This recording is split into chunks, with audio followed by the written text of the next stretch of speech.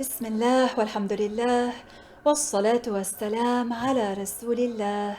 In the previous video, I mentioned the saying of the Prophet عليه السلام, in which the Prophet himself divided innovations into two kinds, good innovations and bad innovations.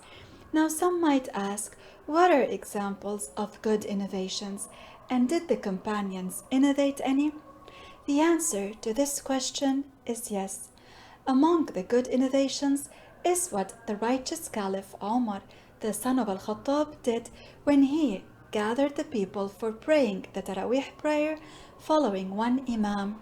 And after doing that, he said, نعم البدعة هذه, which means, indeed, this is a good innovation. And this was narrated by Imam al-Bukhari. And this practice is still being done today after having been initiated by our Master Umar radiyallahu anhu.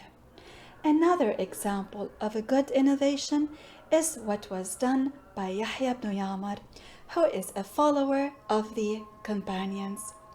He added the dots above and below some of the Arabic letters in the Quran, and those who wrote down the revelation that came down on the Prophet عليه السلام wrote the revelation, that is, wrote the verses of Al-Quran without the dots that are present today in the Arabic letters.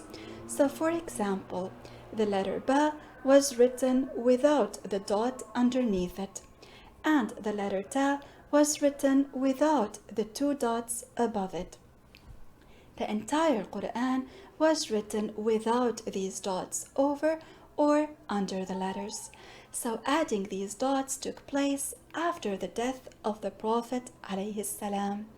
And when the companions witnessed this innovation that was started by Yahya, they did not disagree with him, and they did not blame him and say, you have done something that the Prophet عليه السلام did not do. On the contrary, they found this to be a good innovation and helpful because it has great benefit for the nation. And this innovation of Yahya ibn Yamar is included by the saying of the Prophet ﷺ, which means, and he who innovates a good innovation in Islam will receive its reward and a similar reward of those who imitate him in following this innovation without lessening any of their rewards.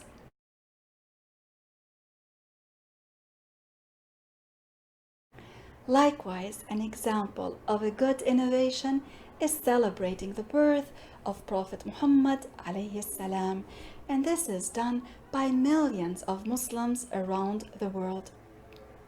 Celebrating the birth of the Prophet عليه السلام is a good innovation and a rewardable act to do.